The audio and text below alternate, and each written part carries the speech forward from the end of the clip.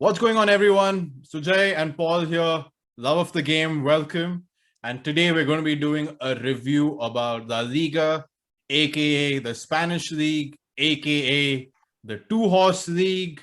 There's only two teams you ever hear about, and everyone else is absolutely beep. I'll leave that up to you. You can make your decision on that, but La Liga, the league of two clubs. But we didn't have one of the two actually win them this time, is it? Well, that was the interesting thing, right? Like with all the investment and everything that's happened, the two clubs in question, let's not name them because they're still having a legal tussle. No, let's name them. Let's name and shame them. No, Name and let us not shame. name them. It's The only two one clubs club. were It's only still one in club. the ESL, European Super League. Yes, Don't want to get out of it because of money reasons. Exactly. See, the thing is, they already have. They use underhand tactics. Okay, they have a valid reason that they have a biggest fan base and they take the majority of the broadcasting money from the league by themselves, only for themselves. And apart from that, these workers, they are not satisfied. They still want another league. And there is one new idiot Juventus who is. I'm like, yeah, Juventus. They are in a big mess. Okay, and that is why these are the only three teams that are left out. And yeah, we have discussed these things about ESL in detail in like with Juventus and all. But yes, it was very. I don't know some of the transfers that Barcelona did at the start of the season. I still, for the life of me, don't know why they actually went out and bought Pjanic, man. I don't know why Pjanic actually thought that it was a very good idea for him to move from Juventus to Barcelona. It's the club. I think even I don't know. Engo coming to Liverpool made more sense, I think, than Pjanic going from Juventus to Barcelona. It was one of the worst decisions ever made by the club and the player. I think the intention of the president was only to, anyways, I'll be thrown out. Let me leave it in such a kind of a mess wherein the incoming person, yeah, most of it knew that it is going to be Laporta, and we know that Bartomeu was under the faction of Sandro Rosell. And with regard to Barcelona, it is always political. Okay, so Barcelona didn't win the league. To just give everyone a brief insight before we go on bashing the two clubs, who I don't feel like naming them, but you've named one, the other one, Real Madrid. Well, Atletico won the league with 86 points. Yes. Atletico Madrid won the league by 2 points. They beat Real Madrid. Yes. Barcelona were a distant second. And then you had Sevilla, who rounded out the top four. Well, instead of wasting more time on the two despicable clubs, let's focus on, and we've spoken about these despicable clubs in our talk about ESL, which kind of got heated because, listen, football was for all the commoners, for everyone, and there was a show on Netflix which showed how the FA Cup came into existence with how football came. It was for the commoners. It wasn't for the elite. And with the ESL, it's more about elitism than anything else.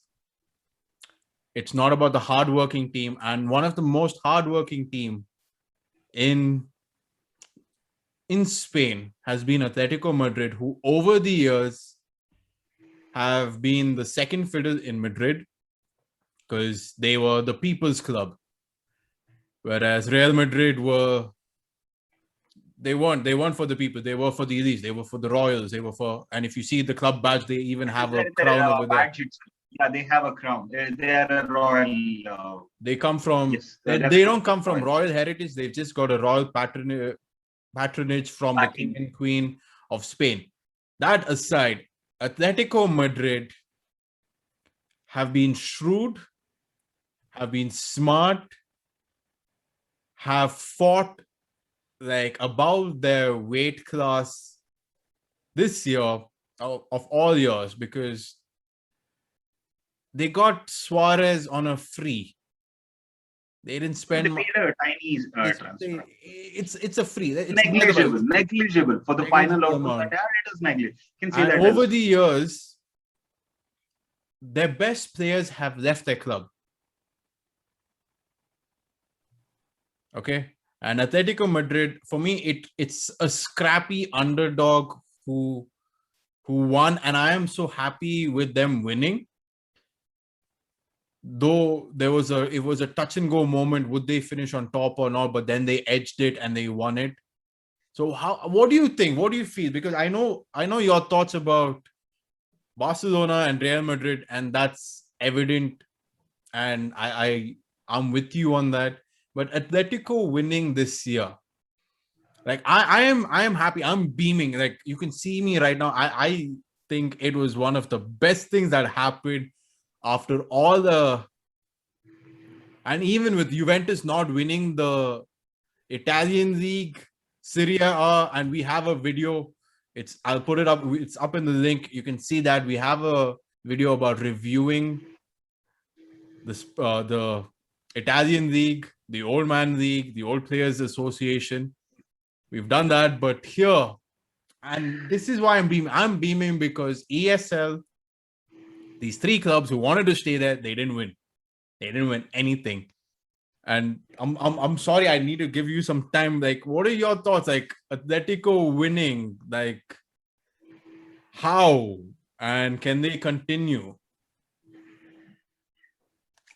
First of all, I would like to begin with, I read this Siglo's article, okay? He starts with a simple thing, and I would also like to begin in that manner. It seems that in the start of the season, the club hierarchy from Atletico Madrid, they called up Simeone, and they asked Diego him, Simeone, the manager of... Yeah, so this person, Diego Simeone, he's the manager of Atletico Madrid. And he's the reason why Atletico aren't a second fiddle anymore right now in the city of Madrid. They are, yes, they have won 2 titles under him in the recent years. And yes, definitely they are punching above their weight. And I think it is only because of this reason the hierarchy in Atletico Madrid have recognized the contribution of Simeone and have made him the highest paid manager in the world. It is not brilliant. He deserves it. He totally deserves that, and the club knows that, and they have recognized it, and that is the reason why for 10 years or more than 10 years, I think so it is right now, that he's been with the same club, and the way wherein the fans, the players, the way wherein they repay his faith, I think you can somehow compare him to, okay, I don't want to say Alex Ferguson, but I definitely would like to say Arsene Wenger. Arsene Wenger of Arsenal. I think there can be a comparison made, at least the initial years of Arsene Wenger and Diego Simeone. That is talking about Simeone. But coming back to the season starting, the hierarchy in Atletico Madrid, they called up Diego Simeone and they asked him, "Do you want Luis Suarez?" And this guy was like, "Are you guys nuts? Seriously? Are you joking?" And he said, "No, he's available. What do you want to do? Go and sign him first. Wait, let me call him." He calls up Suarez and he says, Luis, listen, you want to win. We want to win.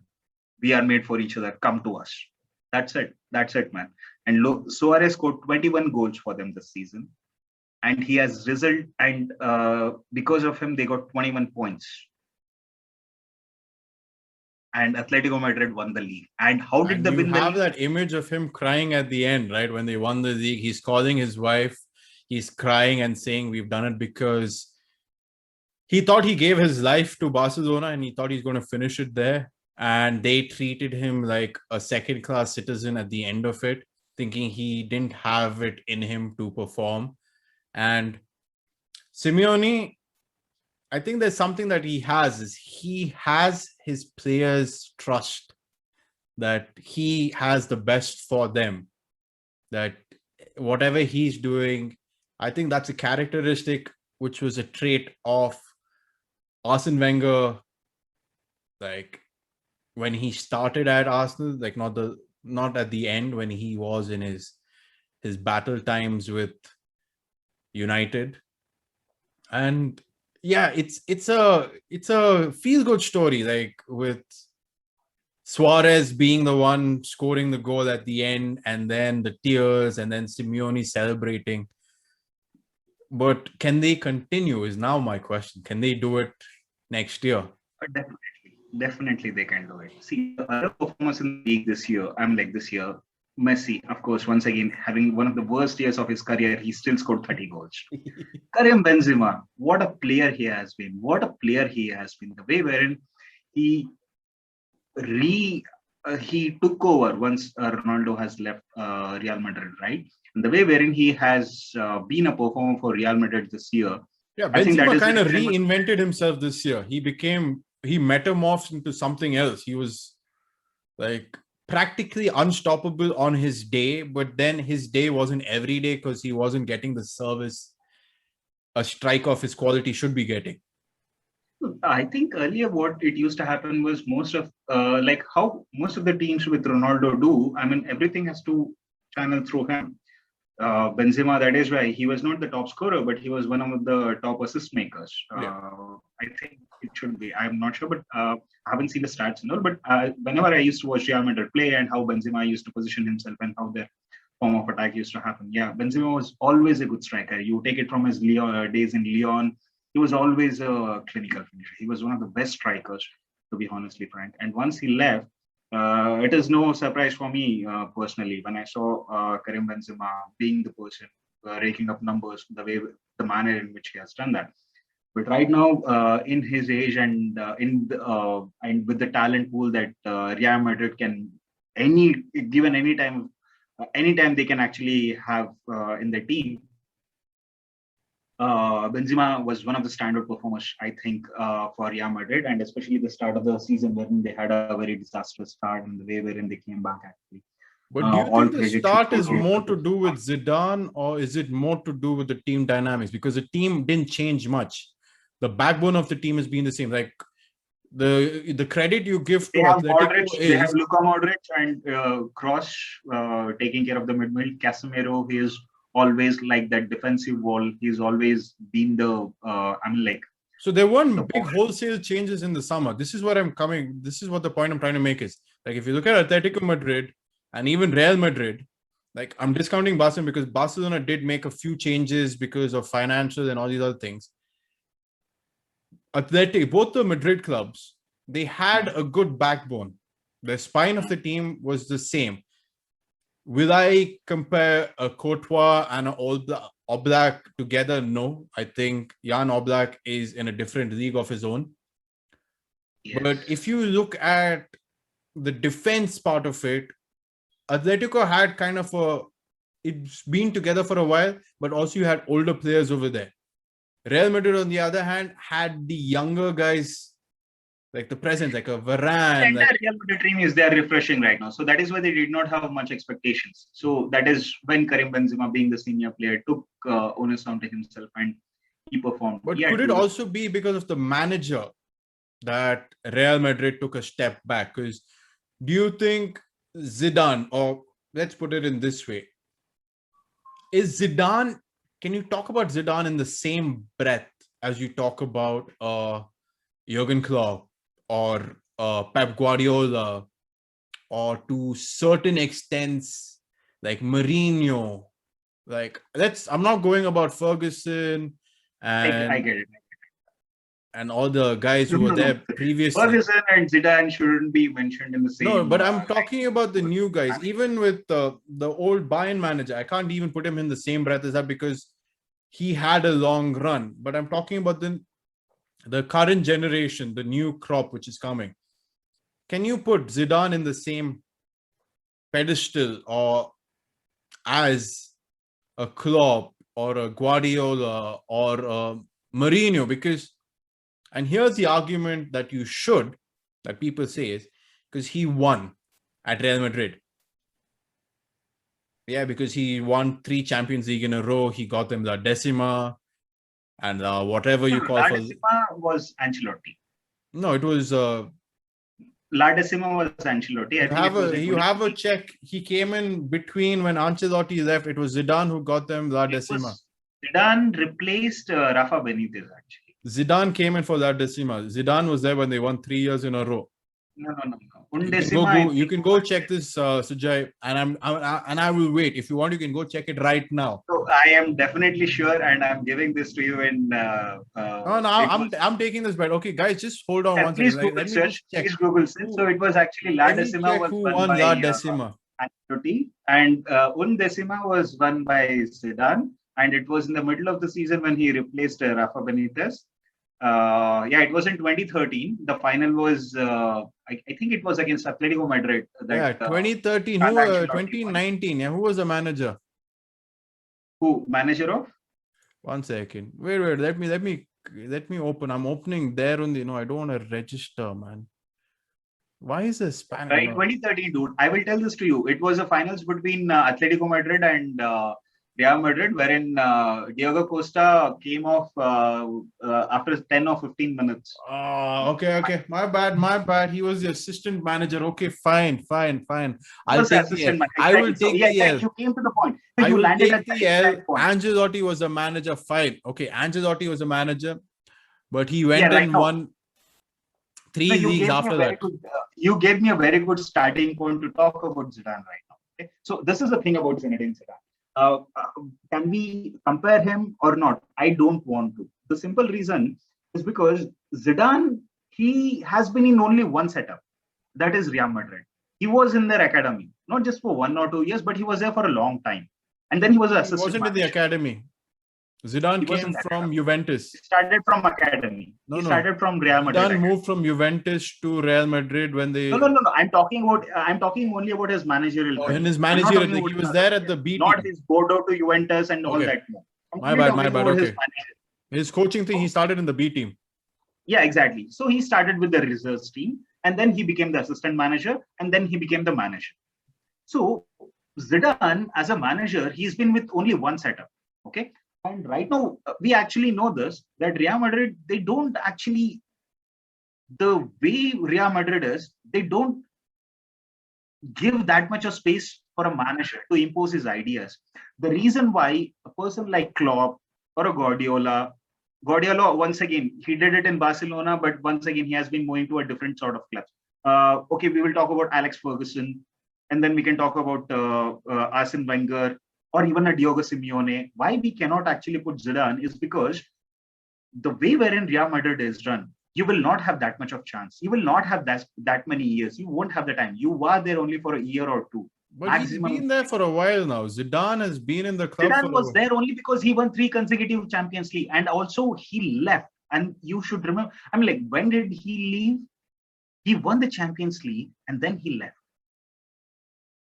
The same thing, I mean, we will talk about the exit that he had the last time, and we will talk about the exit that he had again this year. If at all we go and look into his post-exit interview, or I don't know whether it was an interview or whether it was a statement put out by him. It was very, very much clear that he was unhappy with the club. He was unhappy with the president. He openly said the relationship between me and the hierarchies, and some of the stuff that he was reading from the press. If, for example, if at all you don't win this game, you will be fired. Yeah. He was very much disheartened by the behavior of the club hierarchy. He didn't give him the respect that he was deserved as a player, as a manager that he's done. Because, yes, my bad, he didn't win La Decima, but then he won 11, 12, and 13, 3 in a row. Yes. And he won numerous stuff in Spain. He's won the league. I think he did the treble, or he missed out on the treble, but he didn't do the treble. I don't think he did the treble. I'm not sure actually, but he made them one of the. They won the league and also the Champions League. They won the league, won the Champions League. They won the World Club Cup. Yeah, that okay. He's won a lot. He didn't do the sextuple that this guy Guardiola is still famous for. No, he didn't do that, but he's won. He was successful for them, and he felt disrespected. And do you think? Now, I know with Zidane, there's a lot to speak, but do you think he will get back into managerial, or will he take a break? I think he did. I mean, I don't think Zidane deserves a break, actually. He had a break before this year, and he's kind of like having a break right now. he hasn't been that much busy with regard to being, I mean, like he is burnt out or something like that. But I think what Zidane will be looking for in a typical Zidane fashion will be a proper project wherein he knows what the team will be, wherein I think one of the biggest advantages, or this is the intelligence of the person, I think. Zidane knows what he is. He Okay. knows he is not a clock. I So think he knows so. his limitations. He knows his limitations and he knows his style. I think it is more his style and what he can afford to be it as a player, be it as a one of the legends and icons of the game, the kind of opportunities that he can attract. Okay, so he will have a pick. He will have a proper pick.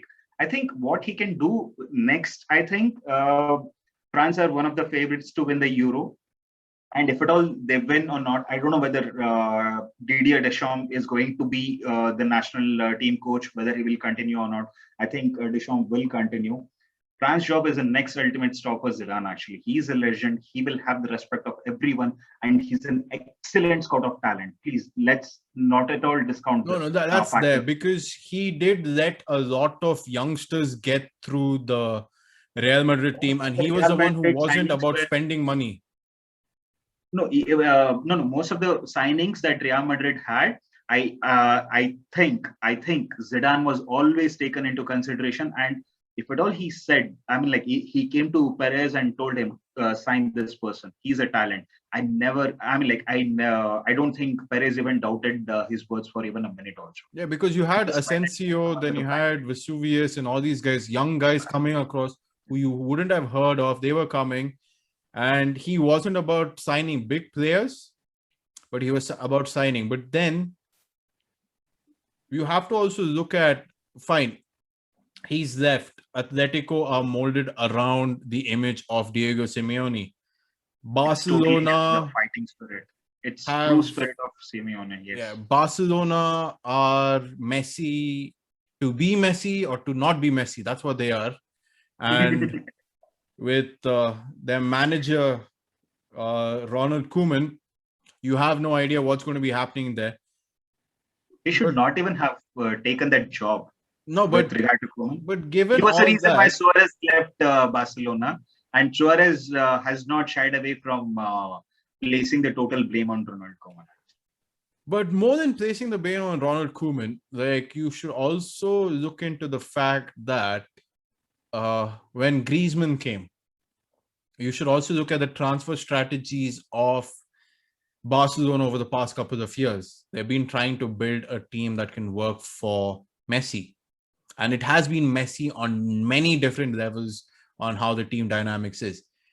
Now, here's my thing.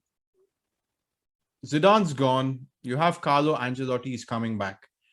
And with Ancelotti, he's never had a good relationship with Florentino Perez.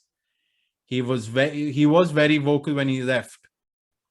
He's been vocal about not getting that the manager needs more control and the club president should just be the president and not the one dictating this guy plays and this guy doesn't play.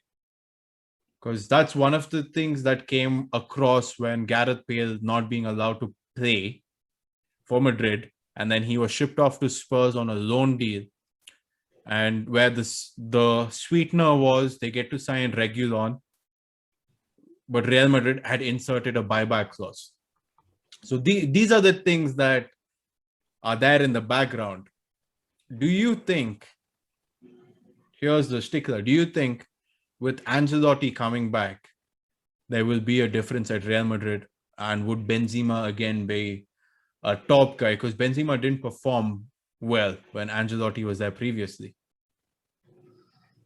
I think Ancelotti was actually let go, and even Zidane also for a reason is let go right now. It is because of one common factor, wherein the players weren't as serious as what the club or few of the observers from the club and who had the years of Florentino Perez actually thought so. That is one of the reasons. One of the reasons why Zidane was let go is also because he was a friend of the player, more of a buddy kind of a person. He was like a father figure to them. But what they wanted was an authoritarian who people took seriously. Yeah, but And they also had Carlo that in Ancelotti. Ancelotti and they let him go.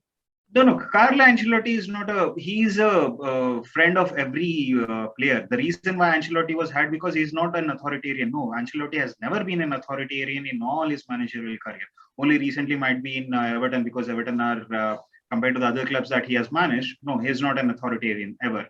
So the reason why they actually appointed Ancelotti is because he's once again a yes sir kind of a appointment. He will listen to whatever the Florentino Perez wants. And No. He's had a very big spat with Florentino Perez for a long time. He's never got along with was there Perez. only for 2 years. I think He Ancelotti didn't get was. along because Perez didn't give him decision about personnel. Because he wanted Ancelotti wanted Bale to be more of a dominance because he felt Bale would be the guy going forward, whereas Perez felt it was Ronaldo, and that's where the bone of contention. Yeah, see, this is once again, yeah, exactly true. The thing is, there is a difference when we say who to be picked in the team. Sorry, I think I confused the manner in which Silvio Berlusconi or the other manager, other owners in Italian league, wherein they influence who should be in the team. They are more of a tactical choice. But right now, here, what you're talking about is it is mainly the choice made by, financially driven choices made by the teams. Yes. Yeah, but Gareth Bale, let's be honest about it. He gave it all. The fans never warmed up to him. And he, at the end of his career, also, he stopped giving a shit about what the fans of the club wanted. And he has become a kind of a golf legend or something like no. And someone was there tweeting that he can even start being an athlete that he is. He can start a PGA. He can start taking it seriously. Okay, I'm not sure. let's not go that far. Yeah. Just because So, the yeah, flag but said Wales, what's that? Wales, golf, and then Madrid. Yeah, Wales, golf, and Madrid. Yes, his order of hierarchy: Wales, golf, and Madrid. Yeah, true. That is what it is. But come on, man. I think in the initial years, whenever I think he took a lot of burden of Ronaldo. I still remember the goal that he scored against Barcelona, The Copa del going Rey goal, outside yeah. the pitch, circulating Sergio Roberto. Okay, and that was his entry into Spanish league. And then I think most of the Champions League finals, if at all we look at it, right, the three finals, I think Bale scored in each one of them.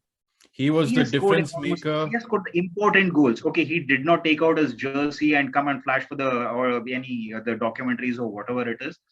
Gareth as Ronaldo did take away. He has got a lot of fanboys. Let's not attract them here with those things. But yeah, come on, let's respect Bale. Bale has been one of the most important players. He has scored the important goals, especially in the Champions League finals and other things.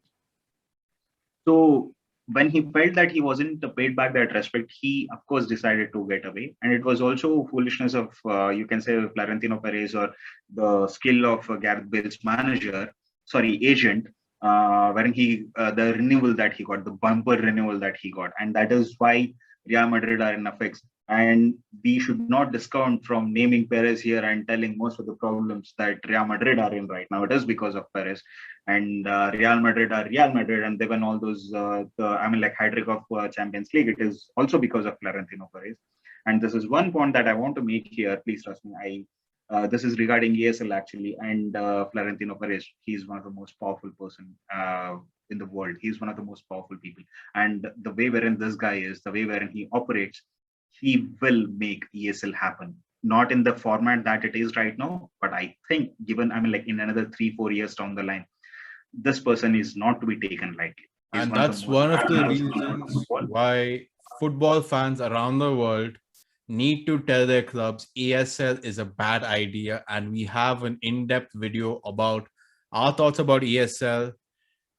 It's coming and we aren't impressed with it. And Florentino Perez is one of the most powerful men in world football. And he will continue to be as long as he's in the seat of Real Madrid Supremo. Because whatever happens in Madrid has to have a sign-off. And that's where it was surprising that Ancelotti came back, especially with their very public spat that Ancelotti doesn't care about Perez's opinion. It's his team. He will look after the best interest of the players and not do it for the sale of this and that. The fans like Ancelotti because he did win the 10th one. The fans did like Zidane, but then after Ronaldo left, Zidane magic kind of disappeared along with that. So they both left the same time. Even with him going to say France, again, we have to look into that because Deschamps has been brilliant, and looking at the Euros which are coming up, they do look like the team to beat. And the elephant in the room, we haven't spoken much about Barcelona because I think the feeling is going forward, like even next year, even with the summer transfer window, there's a lot of players who are coming in. Like you had Genie Wijnaldum, who's coming on free transfer, but you need to also look, will it's it not become confirmed yet. No, but you have to also look, will it become another Juventus spectacle that happened this past season or two when Ronaldo's come in, like everything has to funnel through Ronaldo? Will it be because Messi isn't getting any younger, and Messi hasn't won the Champions League in a while? It's been a few years, and their dominance over La Liga isn't the same because you do have the two Madrid clubs. As plucky as ever, they will keep coming up. And then you have a Sevilla coming. Yes, they have Celta Vigo. You have teams which can beat Barcelona on their day because Barcelona aren't strong at the back.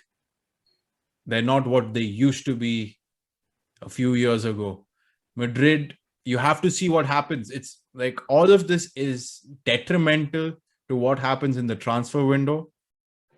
And that's where I think Atletico Madrid will still keep their same spine. And even if they sell Jan Oblak, one of the best keepers in the world, they can still contend for next year. What are your thoughts? Do you think, like, should Barcelona be forgotten, or should we keep thinking that Barcelona have a chance going forward?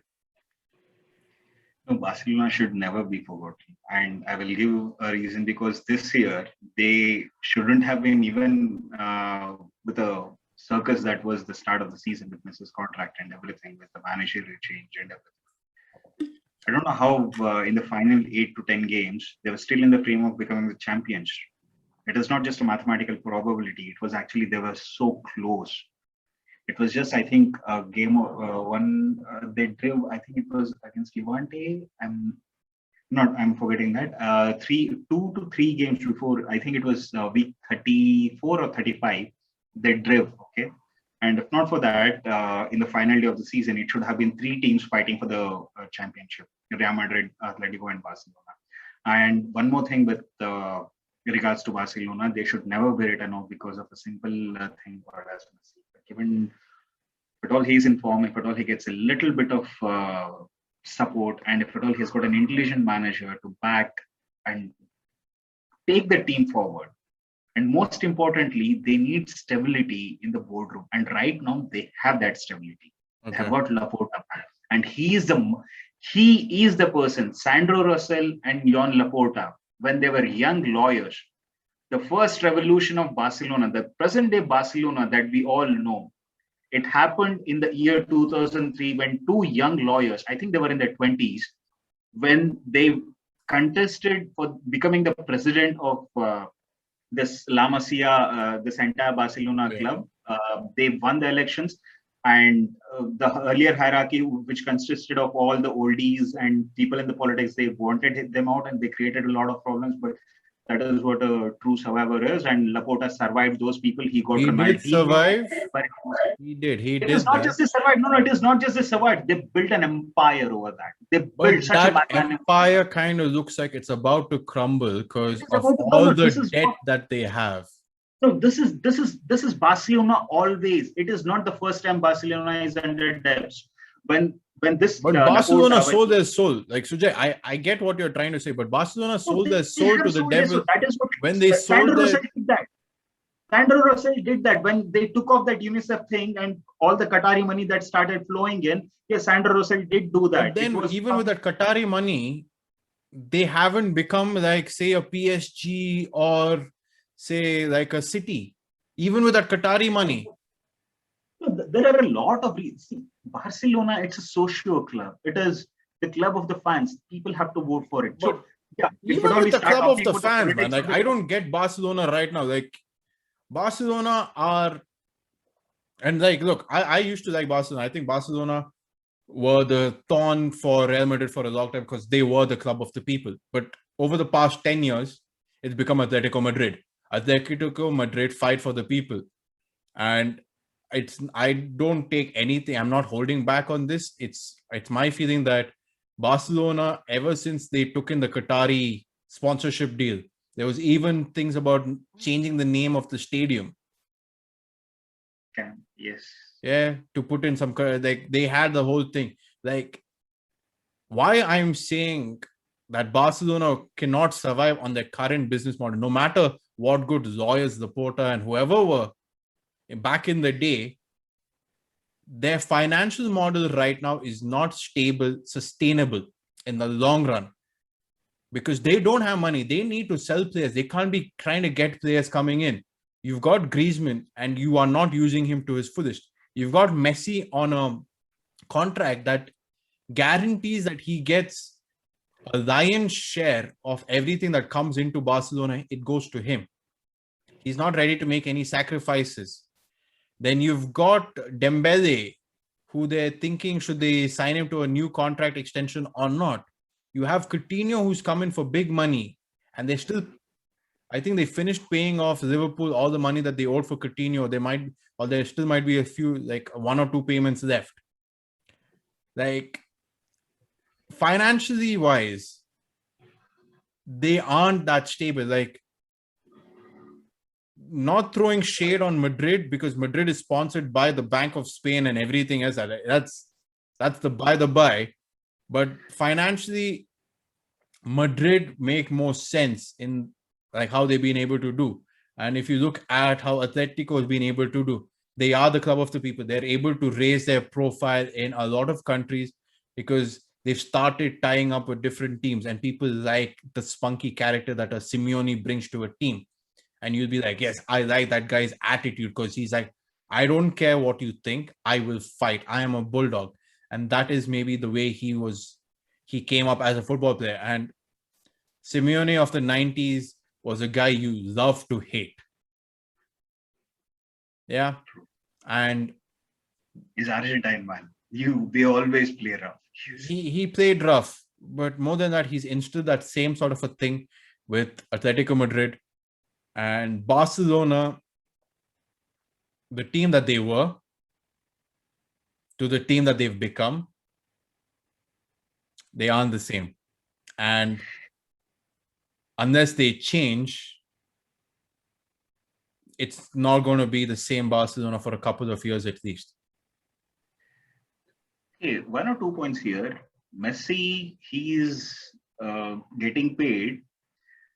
It's directly related to the sponsors that are coming into the club. I think Messi is in control of his image, right? Take Messi out of this Barcelona. More than half the sponsors that Barcelona has right now will ask, who is your player? Do you have that global appeal? So what is the contingency plan? But no, I will tell you. No, let me come to this point by point.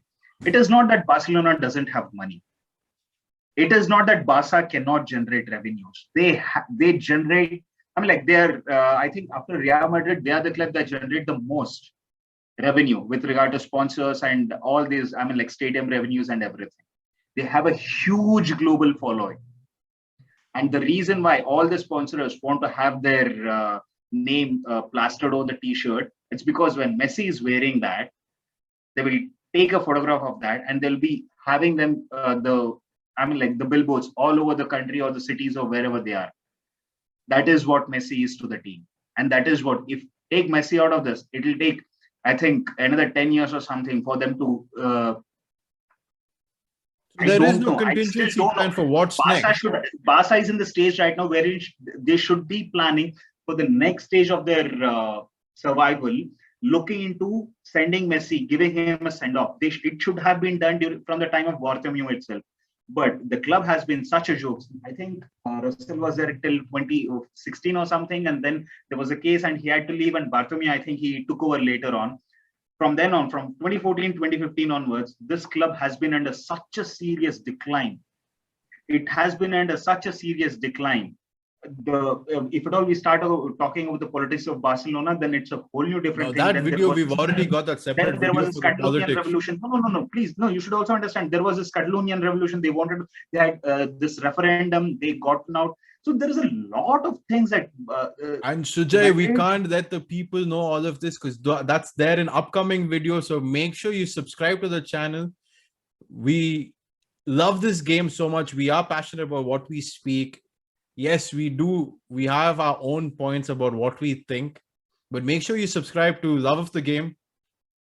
It's just two of us who love everything about sports, all things sports. It's given a lot to us over the years, and we are here right now sharing the same thing with you, sharing the same passion, sharing the same, what do you say? Je ne sais pas, je ne sais quoi, sorry.